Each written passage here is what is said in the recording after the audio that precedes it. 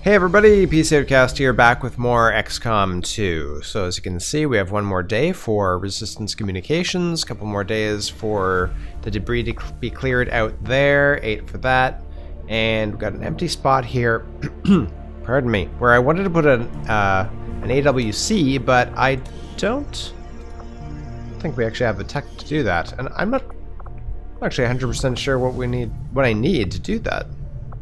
Yes. So maybe when the resistance com's done, we'll see about that.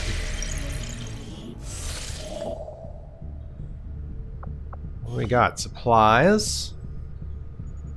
Assorted loot up here. Avenger plotting new course. Do a little bit of that.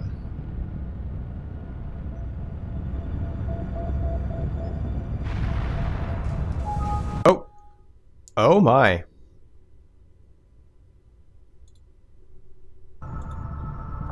Okay, I just had a massive crash desktop.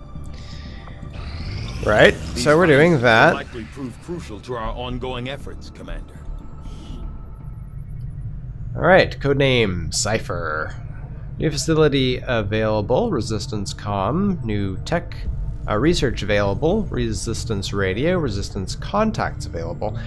Although conceptually the idea of establishing a radio-based communication system for the purposes of organizing a resistance movement is nothing new, harkening back to any number of Earth's previous wars, what we hope to accomplish here is still no small task. The aliens are particularly adept at detecting our signals with a vast array of technology and resources at their disposal.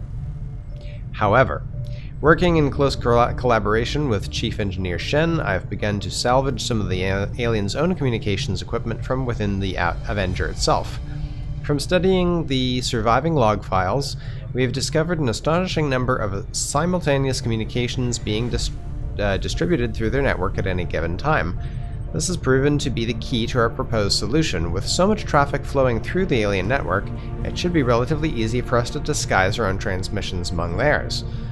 Using the Avenger as our central hub, we can establish a communications network linking resistance outposts around the globe. Every new contact we establish should organize and strengthen the movement as a whole. Sounds good. So we got that. Biotech. Yeah, I don't know what actually unlocks the AWC, which is kind of concerning. Biotech. Resistance radio. Easier for us to reach outlying areas. I don't know, let's do that. It's only 3 days. Valuable applications stemming from this technology. I'll have a report assembled as soon as the research is complete. Okay. So do we... No, still no thing there for us. And I don't really want to spend it on power relays yet. I mean, not power relays, but contacts. We have two. We have 2 openings for contacts anyway, so we'll just hold off on that for a moment. We can now work to establish contact with local resistance groups operating out of regions around the globe. Once we've collected sufficient intel to make contact, we'll need to scan the target region for the operative signal. Okay. Just gonna keep grabbing this loot. And we picked up some 40 supplies. Clearing that place out.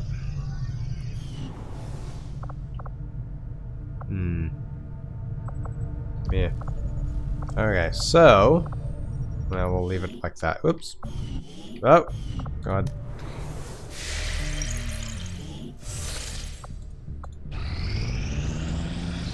Finish that up. Hair trigger and auto loader. Nice. Abandoned colony. Don't care about that. Okay, so we want to make contact with these guys. After we pay the initial intel cost to make contact, we'll have to scan the region for a few days before the local resistance cell comes out of hiding. Once we find them, we'll be up and running in the new region. Commander, using intel collected so far, we've managed to locate a resistance cell operating out of this region. It'll take us some time to scan for their exact position, though. Okay. Attempting to establish.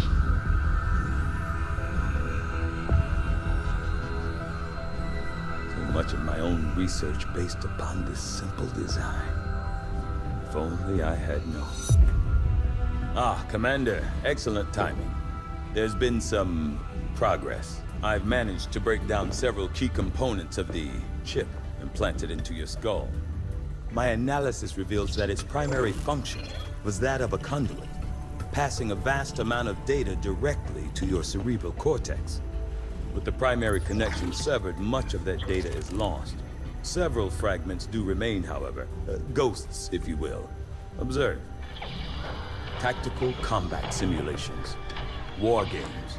The sheer volume of encounters you were processing was astounding. It is truly remarkable that you survived as long as you did. Though this may seem disconcerting, there is still some good news. This chip bears a striking resemblance to a medical implant I briefly assisted in developing at the gene therapy clinic in New Providence. My understanding was that the implants were intended for high-ranking Advent officers only, captains or above. Retrieving a chip from such an officer would be the only way to know for certain. A greater understanding of these implants would undoubtedly benefit us all, Commander. New objective added. Alright. Sounds good. The Advent officers have clearly been modified to allow for their subordinates to receive new orders psionically. The implanted chip is the key. Okay, there we go. So this alien biotech is what unlocks the Advanced Warfare Center. Can also do research on sectoid autopsy and Advent officer autopsy. So with little time to prepare, we were forced to conduct an extremely invasive procedure on the commander in order to remove what appeared to be an implant carefully enmeshed within the occipital lobe. Although all indications were that the device was not designed for removal, concerns as to the commander's potential longevity and the risk of possible remote manipulation by the aliens left us with little alternative. Despite my concerns, the commander has so far felt no lasting effects from the procedure and appears to be recovering ahead of expectations. As for the chip itself, my initial findings are alarming, to say the least. The device is psionically driven by the latent energy of the subject's brain, in this case the commander. More importantly, it appears the device functions as both a transmitter and receiver, relaying information via some form of psionic link.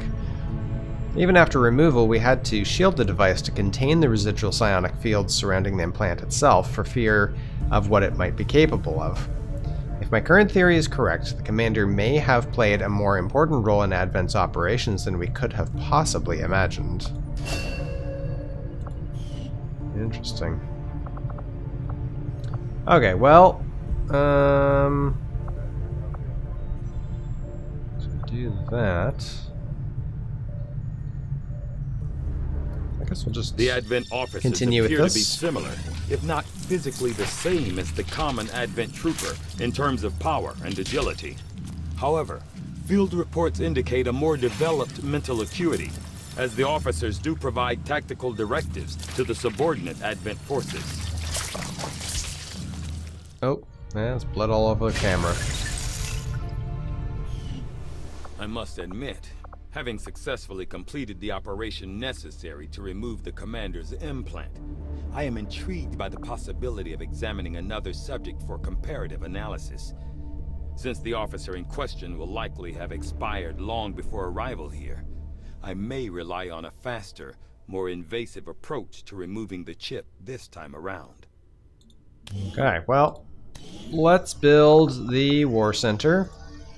21 days, We pushed our ouch. current power systems to the limit.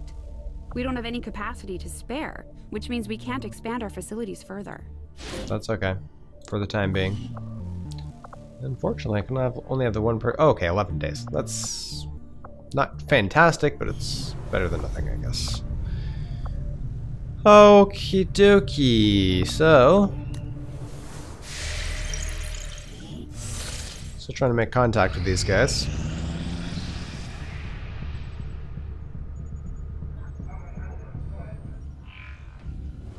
I take it this was easier than your last procedure, Doctor. Central, Commander.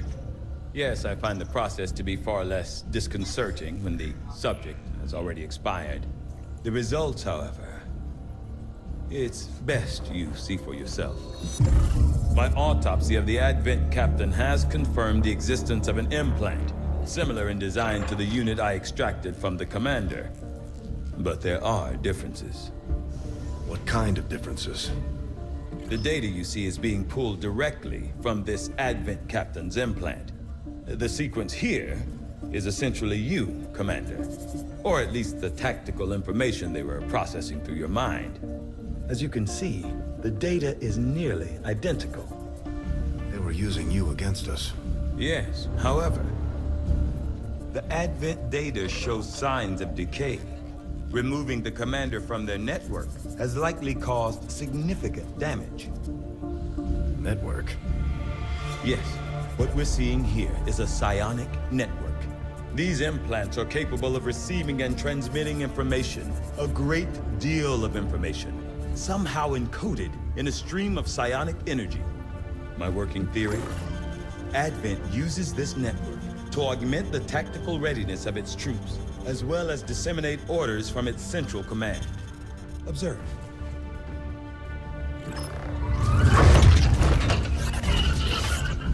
Even in the subject's diminished condition, the implant continues to have an effect. A truly astonishing achievement. Or a weakness? Potentially. But I need direct access to their network to know for sure. I'm guessing that won't be easy. We'd need an active link. And that would mean hacking a live Advent officer. Like I said, not easy. Still, it's the best lead we've got. Your call, Commander. New objective added. Access the alien network. Use the Skulljack item on an Advent officer in combat to gain access to the alien communication network. Construct the Proving Ground facility, complete the Skulljack project, and use the Skulljack on an Advent officer. It looks like we've got our work cut out for us, Commander. The Advent captain seems to provide a means of stabilizing the link between the local subordinates and the Advent network tower itself. Interesting. So, codename Bishop. Physically larger and more tactically capable than the subordinate troopers, the Advent officers administer a system of control over the troopers through a carefully engineered psionic link augmented with a mechanical implant. From my initial examination of the commander and a careful review of the information gathered in the alien containment area, I now have a theory as to how the system was established. It is my firm belief that this process of psionic control was specifically engineered to allow rapid deployment of tactical information drawn directly from the subconscious mind, in this case, the mind of our very own commander. With his hierarchy in place, tactical knowledge stored in the depths of the commander's mind was processed and transmitted to the Advent officers, who in turn directed the troopers and other subordinates. With a commander no longer attached to their psionic network, it's difficult to say how the orders are being dispersed at this point, although I'm sure the aliens have planned for this potential contingency. I believe it may be possible to tap into this network, but it would require the use of a living Advent officer to function as our conduit. To facilitate this difficult task, we've worked to develop a new device, the Skulljack, which should be capable of disabling an officer. From there, it's simply a matter of hacking the officer in the field, although I won't speculate as to the outcome. Commander, if we're going to try to build this Skulljack that Tygan came up with, we're going to need a specialized facility to test it out. Right. Okay, let's, I guess we'll do Resistance Radio, get that up. I'll see that work begins immediately, Commander. I'll contact you when I have a full report available. That's nearly clear. Yeah, I'll wait until that one's done and I'll start building some more. Commander, power. We've got local resistance forces waiting to make contact, but we'll have to make the first move. Yeah. There you go. There's some contact for you.